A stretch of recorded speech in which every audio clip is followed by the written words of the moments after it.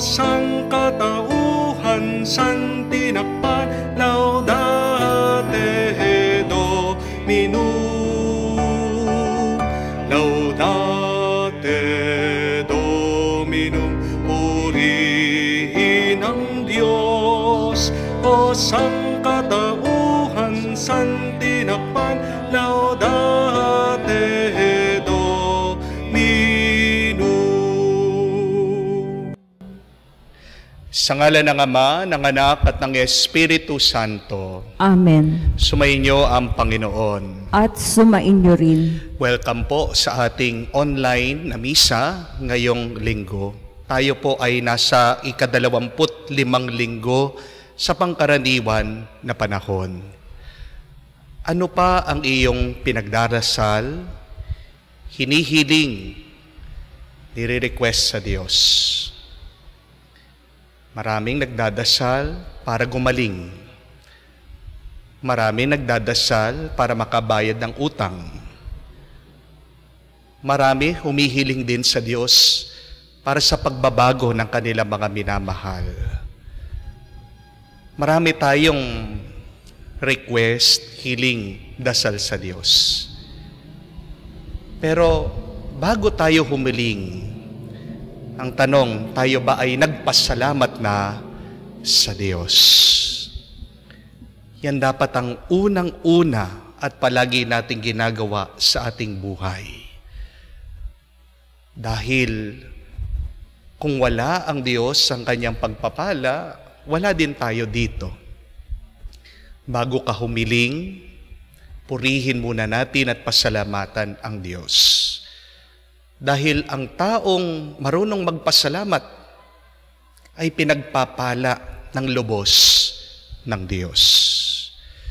Sa napakaraming beses na kung saan tayo ay palaging nakatingin sa iba, kinukumpara natin ang ating sarili sa biyaya ng ibang tao, o hinahanap natin mga bagay na wala sa ating buhay, kaya naman napupuno ng lungkot ang ating mga puso. Hilingin muli natin ang awa at pagpapatawad ng Diyos. Inaamin ko Sa makapangyarihang Diyos at sa inyo, mga kapatid, na lubha akong nagkasala sa isip, sa salita at sa gawa at sa aking pagkukulang. Kaya'y sinasamo ko sa mahal na Birhen Maria, sa lahat ng mga anghel at mga banal, at sa inyong mga kapatid, na ako'y ipanalangin sa Panginoong ating Diyos. Kaawan tayo na makapangyarihan Diyos, patawarin tayo sa ating mga kasalanan, patnubayan tayo sa buhay na walang hanggan. Amen.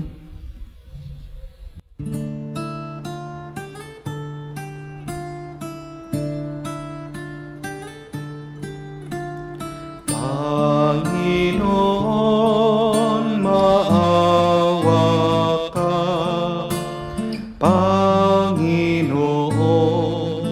maawa ka.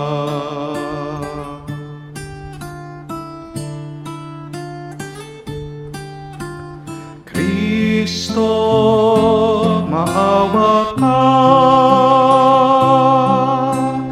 Kristo, maawa ka sa amin. Panginoon, maawa ka. Panginoon, maawa ka. Gloria in excelsis Deo.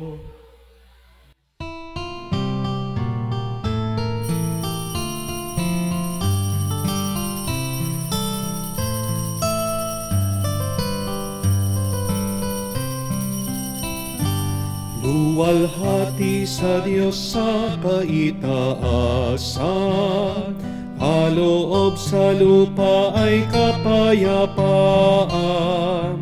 Pinupuri ka at ipinandarang, sinasamba ka dahil sa dakila mong kalwalhatian.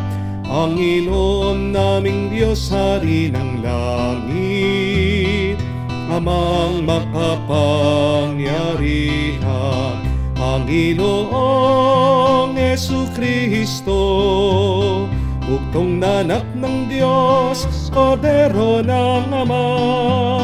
Ikaw na nag-aalis ng mga kasalanan ng sanlibutan.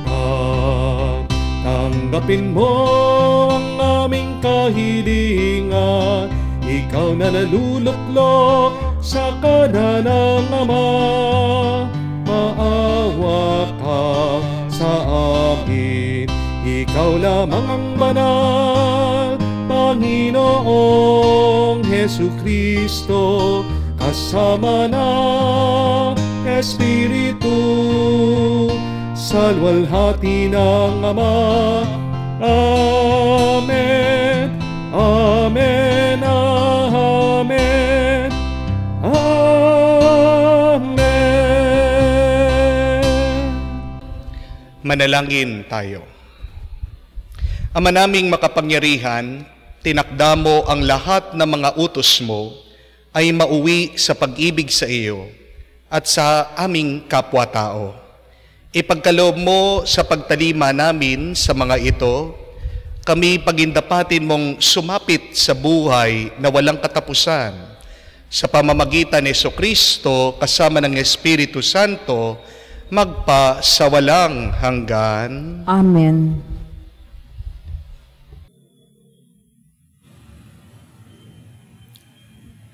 Pagbasa mula sa aklat ni Propeta Isaías.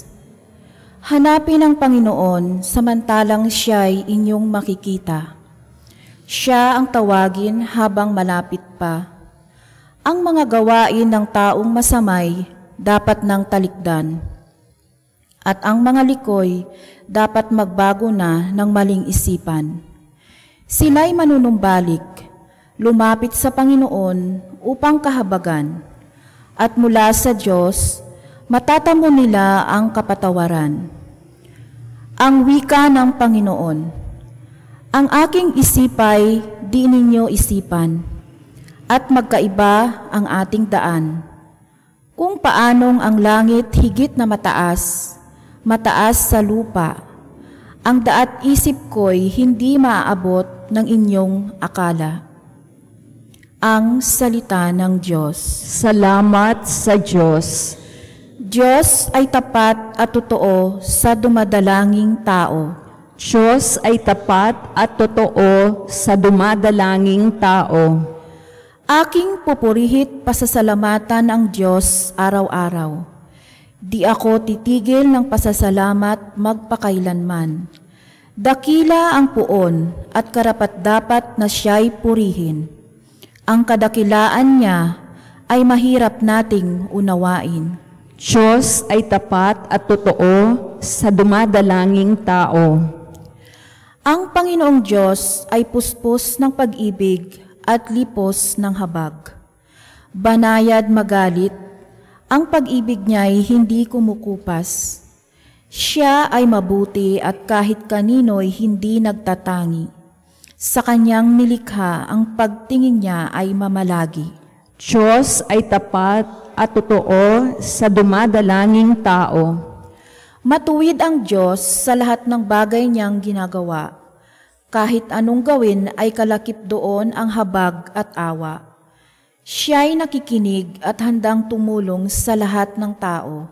Sa sinumang taong pagtawag sa kanya'y tapat at totoo. Diyos ay tapat at totoo sa dumadalanging tao.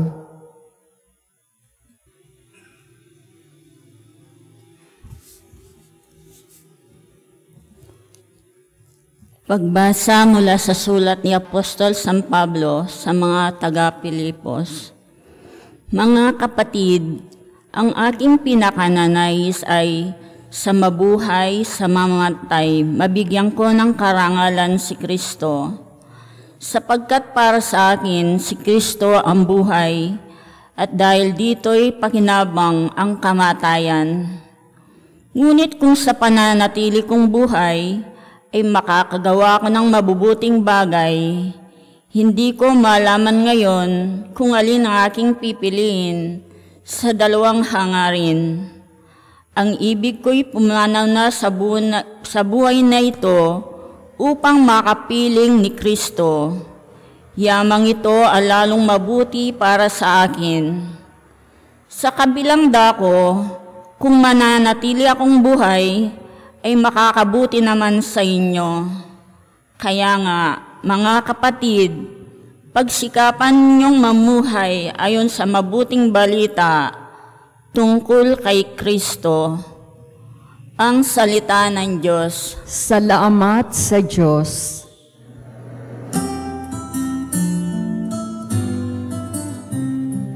Alleluia,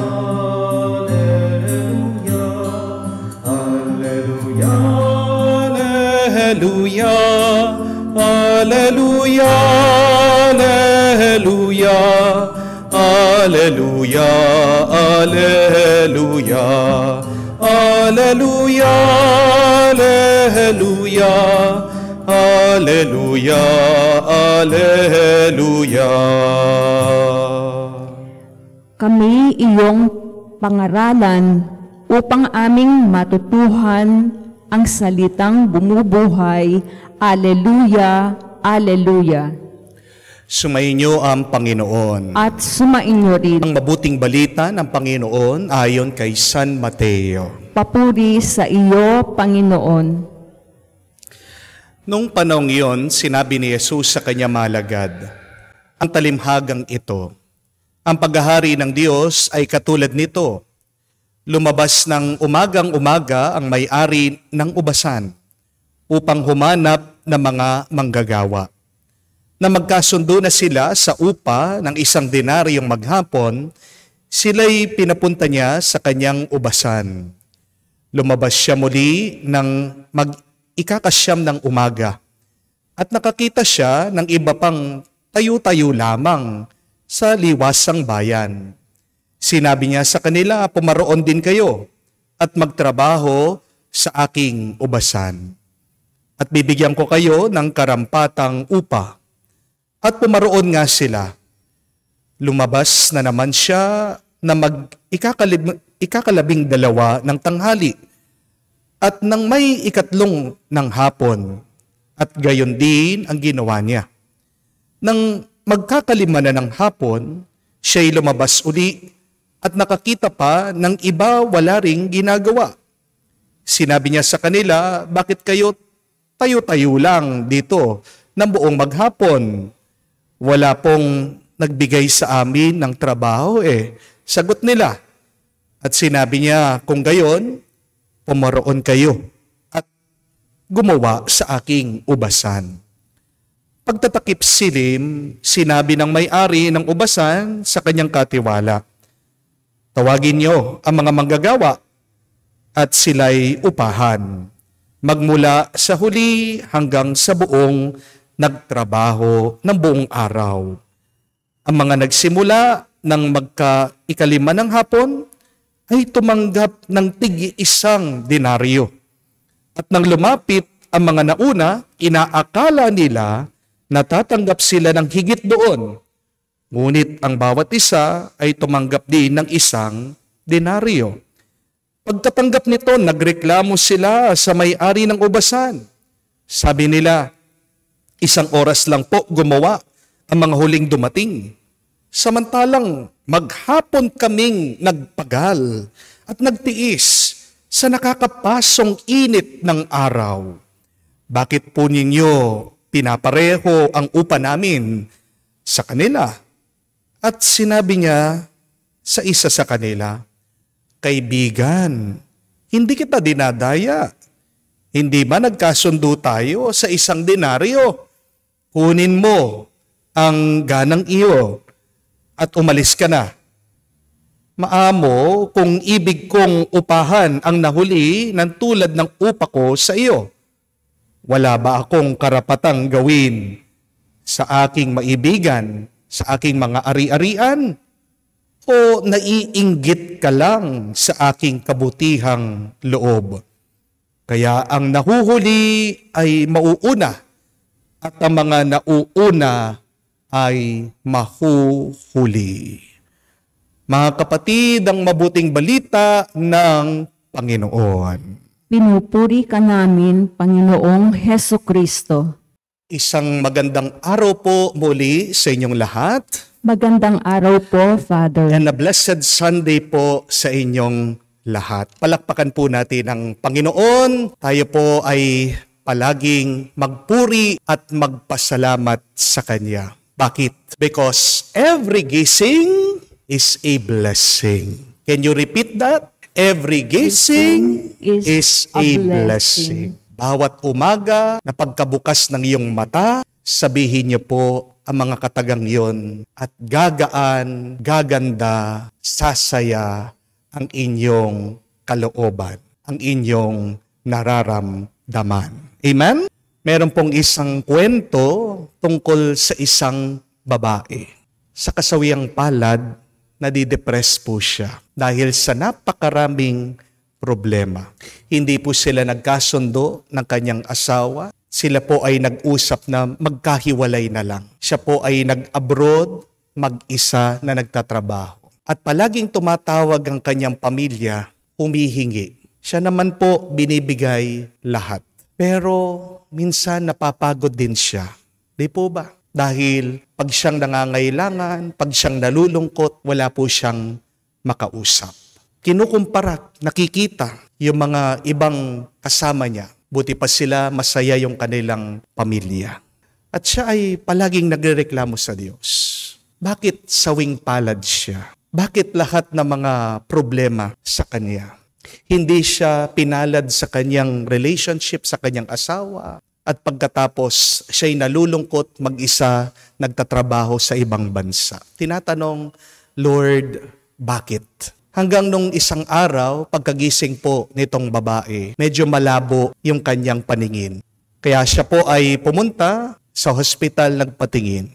At sa examination, sabi po ng doktor na baka cancer ito at kailangan alisin isa sa kanya mga mata.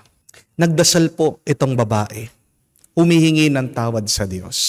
Dumating po yung oras na kung saan inoperahan na siya. At alam niyo po kung ano nangyari. Nakita ng doktor, mali pa lang kanyang diagnosis sa kanya. Hindi po ito cancer. May nakita pong very rare, kakaiba na fungus o bakterya doon sa loob ng kanyang mata. At ang kailangan lang gawin ng doktor ay alisin itong bakterya at itahi ng konti yung kanyang mata. Pagkagising ng babae, nabigla siya dahil nandyan pa ang kanyang mata. Nagpapasalamat siya sa Diyos dahil binigyan siya ng isa pang panibagong araw na kumpleto pa ang kanyang mata. My dear friends, God has given us these two eyes. But the question is, where do you use them? San ka ba nakatingin? Nakatingin ka ba sa blessing ng iba? Bakit hindi mo tignan yung sarili mong blessing? How do you see your life? Sabi nila, you can see life as half empty or half full. Ang buhay natin parang isang baso. Pwede mong makita yung kulang, pero hindi naman ibig sabihin yan ay walang laman. Tingnan mo kung ano yung laman. Tingnan mo kung ano yung binigay ng Diyos sa iyo. Ang kasabihan nga po ay, for a happy heart, look at your blessing. But for a heart attack, look at what's missing. How is your heart? Kumusta na po ang puso nyo? Kung malungkot yan, kung mabigat yan, anong ibig sabihin? Palagi kang nakatingin doon sa wala. Yan yung pinapaalala sa atin ng napakagandang kwento ni Jesus. Itong mga nagtrabaho ng buong araw, naiinggit, nagagalit, nagrereklamo doon sa amo, doon sa nagpasweldo. Bakit daw hindi sila binigyan ng mas maraming upa, ng mas maraming bayad? Pero kung babalikan nyo yung kwento, walang ginawang masama ang amo. Kasi nung nag-umpisa silang magtrabaho, nakipagkasundo sila na isang denaryo. Pero bakit sila nagagalit? Bakit sila nagrereklamo? Bakit sila nalulungkot? Kasi kinumpara nila yung kanilang sarili dun sa mga ibang nagtrabaho na nahuli. Remember this, my dear friends, that comparison is the thief of joy. Uulitin ko po yun. Comparison is the thief of joy. Kung gusto mong maging malungkot, ikumpara mo ang iyong sarili sa iba. Bakit napupuno ng lungkot, galit ang iyong puso? Dahil imbis na tignan mo ang pagpapala na binigay ng Diyos, palagi kang nakatingin sa ibang tao at sinasabi mo, buti pa sila, buti pa sila. Pero naging mabuti din ang Diyos sa iyo. Isang bagay po na kailangan wag nating gawin sa ating buhay. Ano po yun? Yung magkumpara sa ating sarili. You're being unfair to yourself when you compare yourself to others. It is a useless activity to be envious of others, to be jealous of others. Nagsasayang ka ng oras at panahon pag kinukumpara mo ang iyong sarili sa iba. Bakit? Kasi tandaan niyo po, tayong mga tao ay ginawa ng Diyos iba-iba. Iba-iba ang ating pinagmulan, iba-iba ang ating pinanggalingan, iba-iba ang ating mga karanasan, iba-iba ang ating mga kaisipan. Hindi mo pwedeng pagpantay-pantay ang mga tao. You are being unfair to yourself by comparing your life to others. Imbis na mainggit ka sa iba, anong kailangan mong gawin? Exercise the muscle of gratitude. Where is the muscle of gratitude? It is there in your heart. Have a grateful heart and you will feel great. Tandaan niyo po ito. Sa susunod na matutokso kayo, na ikumpara niyo ang iyong sarili sa iba. Tandaan niyo po ito. Bantayan niyo ang iyong sarili. Sa susunod na nararamdaman niyo yung inggit at inuumpisa niyo ng ikumpara ang iyong sarili sa iba. Kung ikaw ay nahihirapan sa iyong trabaho, yung mahirap mong trabaho, panaginip yan ng mga walang trabaho. Amen? Sa susunod na magrereklamo ka na maliit lang ang iyong bahay, yung maliit mong bahay ay panaginip ng mga taong walang bahay. Sa susunod na magrereklamo ka na pasaway ang iyong mga anak, tandaan mo, ang isang maldita o pasaway na anak, panaginip yan ng mga mag-asawa na hindi magkaanak-anak. Kung nagrereklamo ka, nakakaunti lang ang iyong pera. Tandaan mo ito. Yung kakaunti mong pera, panaginip yan ng mga taong baon sa utang. Kung palagi mong iniisip ang iyong mga problema, may isang bagay na pwede kang gawin. Ano yun? Ngumiti. Yung pagngiti, wala pong bayad yan. Hindi po ba? Try it. Smile. Smile at your problems. It is free. Natandaan niyo po, yung iyong ngiti, pangarap yan ng mga taong depressed at nalulungkot. Yung iyong ngiti, pangarap yan ng mga tao na may malubhang karamdaman. Gusto nilang ngumiti, pero dahil sa sobrang sakit ng kanilang nararamdaman, imposible para sa kanila ang ngumiti. Kaya kung ikaw nakakangiti ka, pasalamatan mo yan sa Diyos. Ano man ang sitwasyon natin sa buhay, marunong ka sanang magpasalamat sa Diyos. Remember, you will never be happy if you cannot appreciate and be grateful for what is in front of you. Kung hindi ka marunong magpasalamat sa Diyos, ano ang tawag sa iyo? Walang utang na loob. Kayo pong tatanungin ko, pag ang tao walang utang na loob, tutulungan mo pa ba ang taong yun? Pag ang isang tao walang utang na loob, bibigyan mo pa kaya ang taong yun? Di po ba? Hindi na. Pero ang tao na palaging nagpapasalamat, yan yung masarap bigyan. Yan yung masarap na tulungan. Remember, my dear friends, that what magnifies, multiplies our blessings and graces in this life is the ability to be grateful and to be thankful. Subukan niyo po. Kung gusto mong dumami at lumaki ang mga grasya at pagpapala ngayon sa iyong buhay, umpisahan mo sa pasasalamat sa Diyos. Kung maalala niyo po, yung milagro ng ating Panginoon, the multiplication of loaves, pagpaparami ng pagkain. Paano nagsimula? Sa 5 tinapay, 2 isda. Kakaunting pagkain. Ano ito? Kung ikukumpara mo, yung mga libo-libong tao. Pero paano daw inumpisahan ng ating Panginoon ang milagrong yon? He got the little food and he thanked his Father. So no matter how little what you have in your life, no matter how little the graces you have in your life, do not forget to thank the Father. And that will begin a great miracle of multiplication in your life. Kaya nga po, sa susunod na tayo ay kumain, pasalamat po tayo sa Diyos. Makikita mo, sasarap ang iyong pagkain. Amen? Sa susunod, kung tayo ay magtatrabaho, pasalamat ka muna sa Diyos. Magiging magaan ang iyong trabaho. Kung meron ka man nararamdaman na sakit, umpisa pa lang ng araw, magpasalamat ka na sa Diyos. Gagaan, giginhawa ang iyong nararamdaman. Subukan mo din na kahit na dumarating na ang naniningil sa iyo ng utang, pag binubuksan mo ang iyong wallet at wala itong laman, pasalamat ka sa Diyos. Amen? Kasi may wallet ka pa kaysa doon sa wala kang wallet. Amen? Makikita mo, palaging magpapasalamat. Unti-unti magkakaroon ng laman yung wallet na yan. At kahit na naiinis ka dyan sa iyong asawa, pasalamat ka sa Diyos. Pag nagpapasalamat ka sa Diyos, nakikita mo yung asawa mo. Ba? Gagwapo yan. Pag nakikita mo yung asawa mo, yung misis mo, kahit na minsan, naiinis ka na sa kanya, nagagalit ka na sa kanya, pasalamat ka, makikita mo, gaganda yan. Kaysa sa tayo ay nagrereklamo, diyan pumapangit ang karanasan nating bilang mga tao. Amen? One great attitude is gratitude.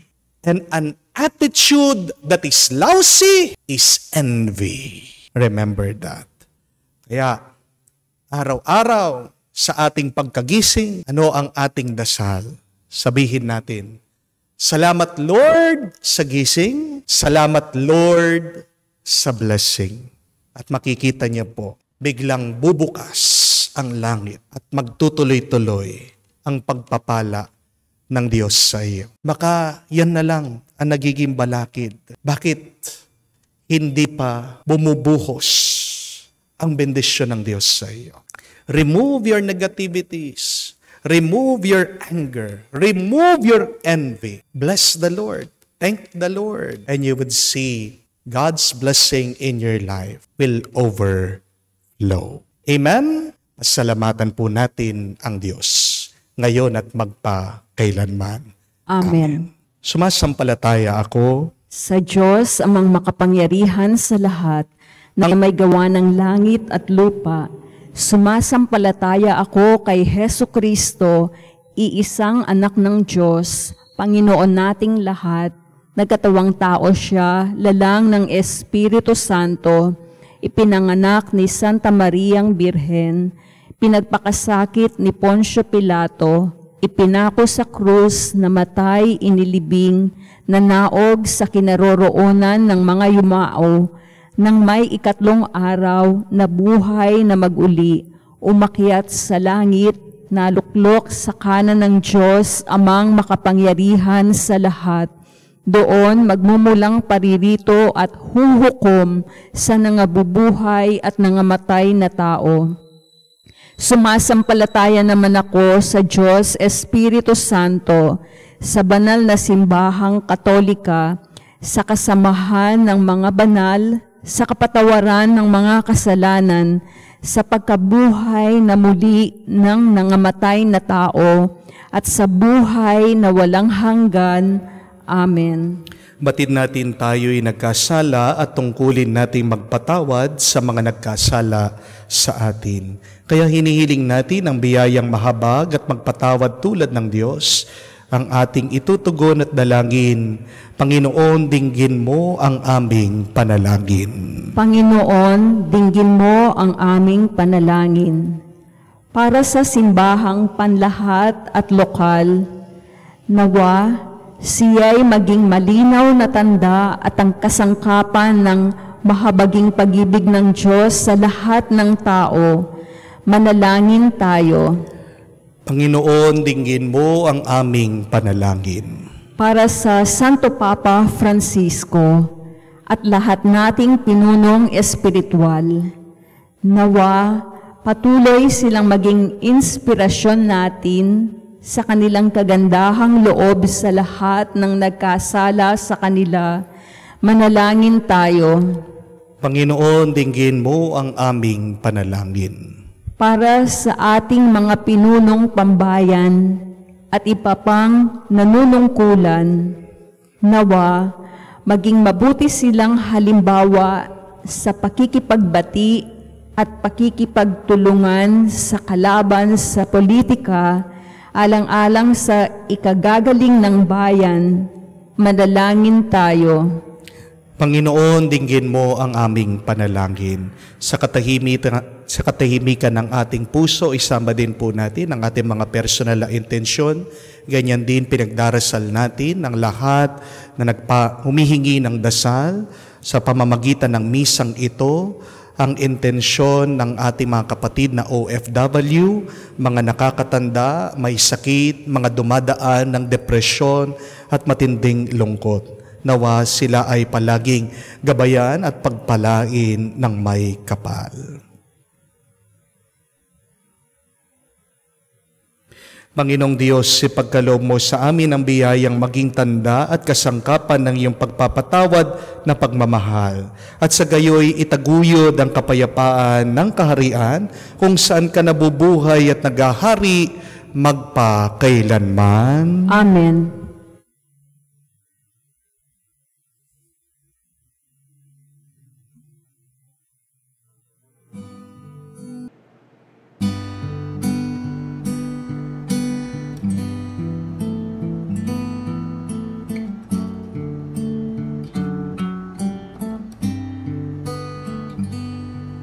O Diyos, hawang di mabilang, tanggapin mo yaring aming alay, gawin itong bilang tanda ng aming kaligtasan.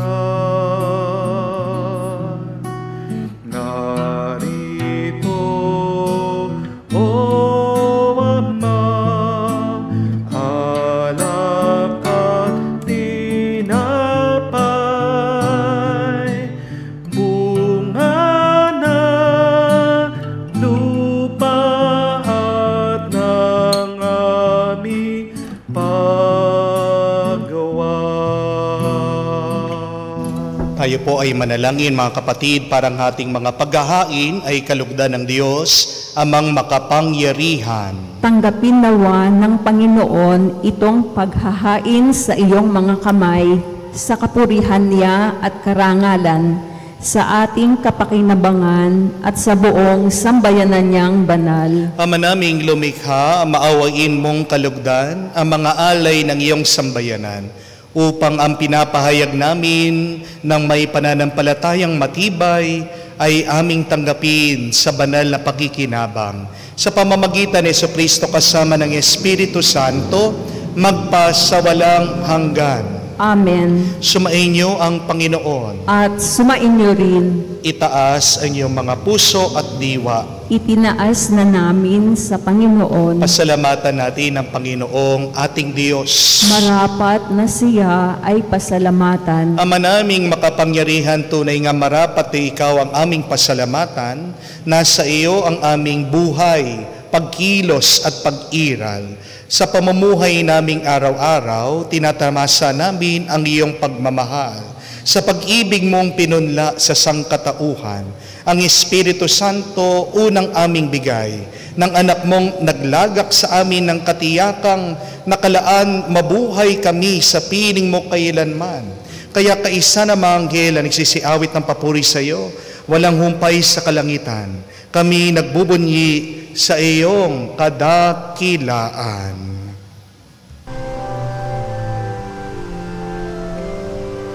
Santo, Santo, Santo, Panginoong Diyos na mga hukbo, napupuno ang langit at lupa ng kadakilaan mo. Hosana, Hosana, sa kaitaasan, pinagpala ang naparirito sa ngalan ng Panginoon. Hosana, Hosana, sa kaitaasan. Hosana, Hosana, sa kaitaasan.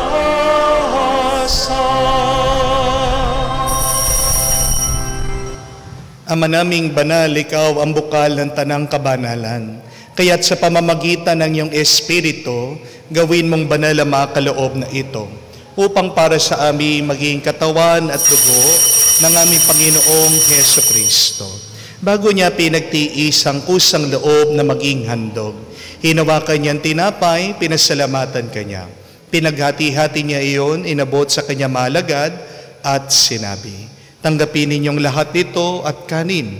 Itong aking katawan, di hahandog para sa inyo.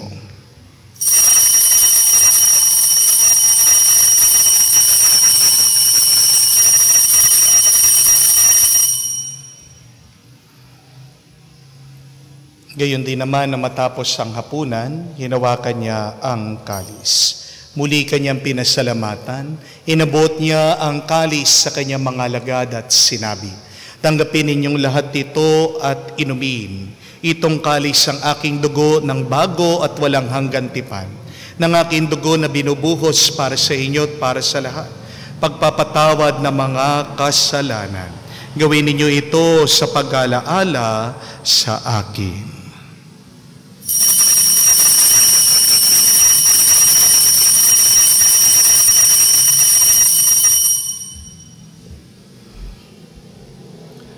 Ang misteryo ng pananampalataya.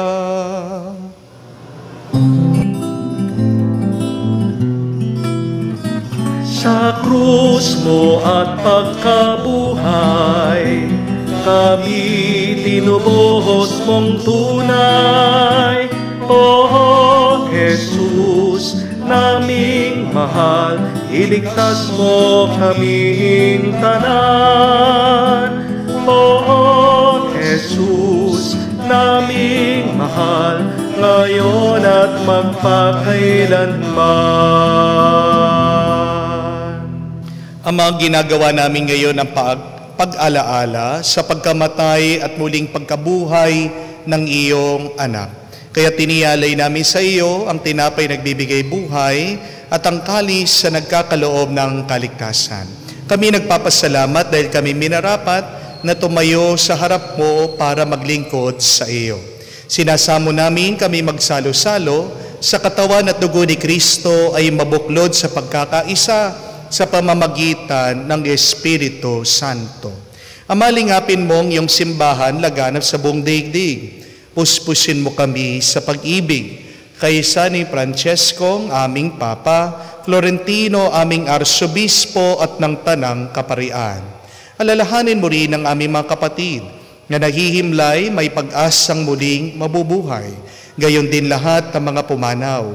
Kawan mo sila at patuloyin sa iyong kaliwanagan. Kawan mo at pagindapatin kaming lahat makasalo sa buhay na walang wakas. Kaysa na mahal na Birhen Maria, Ina ng Diyos, kaysa na maapostol lahat ng mga banal na namumuhay dito sa daigdig na kalugod-lugod sa iyo. May pagdiwang nawa namin pagpupuri sa kararangal mo sa pamamagitan ng iyong anak, aming Panginoong Heso Kristo. Sa pamamagitan ni Kristo, kasama niya at sa Kanya, ang lahat ng parangal at papuri ay sa iyo, Diyos Ama, makapangyarihan, kasama na Espiritu Santo, magpasawalang hanggan. Amen, amen, amen. Sa tagubilin na nakakagaling na utos, tayo ngayon ay magdasal sa pamamagitan ng panalangin tinuro sa atin ng Panginoong Heso Kristo.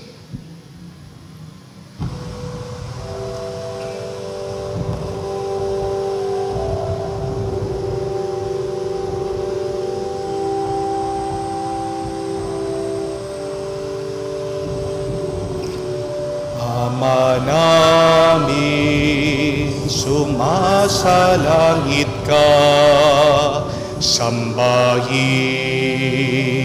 ang ngalan mo, mapasa amin ang kaharian mo, sundin ang loob mo dito sa lupa para nang sa langit. Bigyan mo kami ngayon ng aming kakanin sa araw-araw,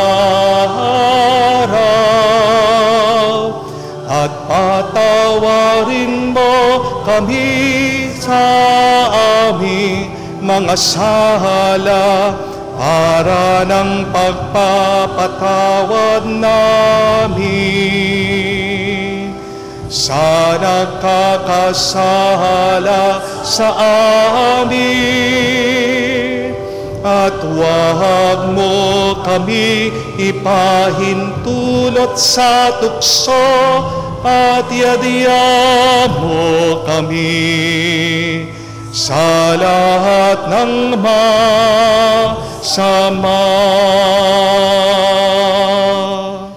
Hinihiling namin kami adya sa lahat ng masama, pagkalooban ng kapayapaan araw-araw, iligtas sa kasalanan, ilayo sa lahat ng kapahamakan, samantalang aming pinanabikan ang dakilang araw ng pagpapahayag ng tagapagligtas naming si Heso Kristo. Sapagkat iyo ang kaharian, ang kapangyarihan at ang kapurihan, magpakailanman. Amen. Panginoong Heso Kristo, sinabi mo sa iyong mga apostol, kapayapaan ang iniiwan ko sa inyong aking kapayapaan, binibigay ko sa inyo. Tunghayan mo ang aming pananampalataya, wag ang aming pagkakasala. Pagkalooban mo kami ng kapayapaan at pagkakaisa, ayon sa iyong kalooban. Kasama ng Espiritu Santo, magpasawalang hanggan. Amen. Ang kapayapaan ng Panginoon ay laging sumainyo. At sumainyo rin. Magbigayan po tayo ng kapayapaan sa bawat isa. Peace be with you po. Kapayapaan po sa inyong lahat.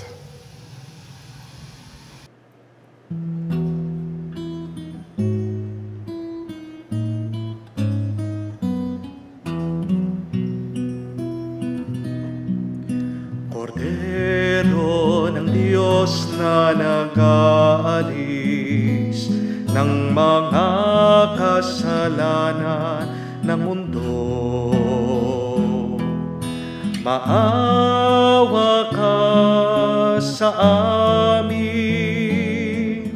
Kordero ng Diyos, maawa ka. Kordero ng Diyos na nag-aalis ng mga kasalanan ng mundo, maawa ka sa amin.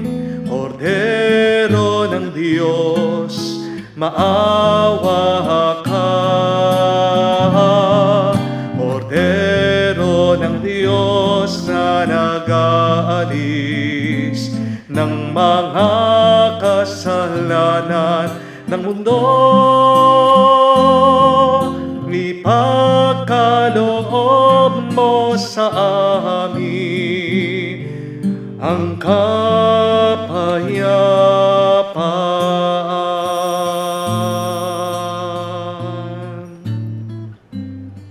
Mga kapatid, naririto ang ating Panginoong Jesucristo, ang Kordero ng Diyos, nag-aalis ng mga kasalanan ng sanlibutan. Mapalad tayong lumalapit sa piging ng Kordero. Panginoon, hindi ako karapat-dapat na magpatuloy sa iyo, ngunit sa isang salita mo lamang ay gagaling na ako.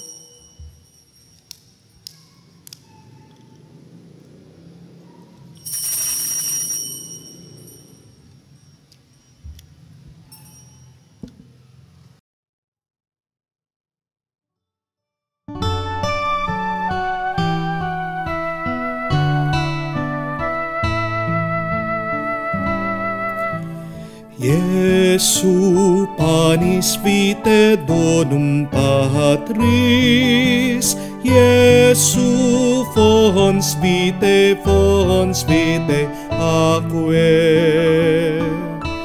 Cibus et potus noster, cibus et postus noster, in itinere ad donum Dei.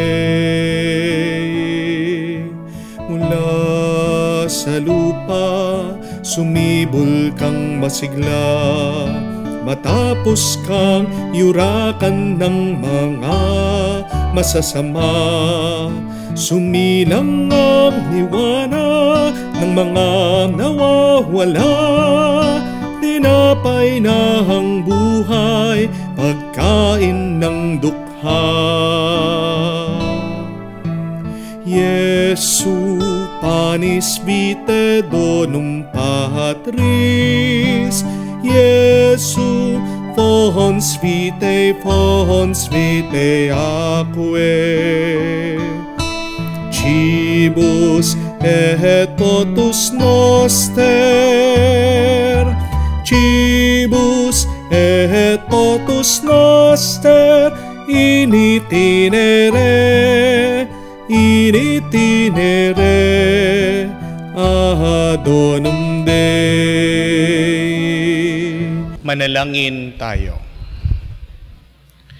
Ama namin mapagmahal, kami pinagsalo-salo mo sa banal na pakikinabang at patuloy mong kaawaan at tulungan upang ang aming tinanggap ay siyang nawang umiral sa pamumuhay namin sa araw-araw. Bunga ng iyong pagtubos sa aming pagdiriwang sa pamamagitan ni Jesucristo kasama ng Espiritu Santo magpasawalang hanggan. Amen. Maraming salamat po sa linggo-linggong suporta ng ating online community sa YouTube at Facebook, lalong-lalo na ang ating mga kapatid na OFW na kahit na sila ay nalulumbay, nakalayo sa kanilang pamilya, naiibsan ang kanilang homesickness dahil po sa ating misa dito po sa YouTube o online. Naway kayo ay palaging pagpasalamat sa Diyos, anuman ang inyong sitwasyon, dahil may magandang plano palagi ang Diyos. Bakit tayo ay dinadala sa mga iba't ibang lugar, karanasan, at walang binibigay na tao ang Diyos sa atin na hindi makakatulong, hindi lang sa ating kabuhayan, kundi para sa ating mga kaluluwa. When you thank the Lord, more blessings will come into your life. Huwag nating sayangin ang ating oras at panahon sa pagkukumpara sa sarili, sa ibang tao, pero naway palaging magpasalamat, makita mo ang pagpapala ng Diyos sa iyong buhay. Sumainyo ang Panginoon. At sumainyo rin. Kayo po ay pagpalain ng Diyos na makapangyarihan sa lahat. Sa ngalan ng Ama, ng Anak, at ng Espiritu Santo. Amen. Ang ating misa ay natapos na. Pumayo kayo sa kapayapaan ni Kristo. Salamat sa Diyos.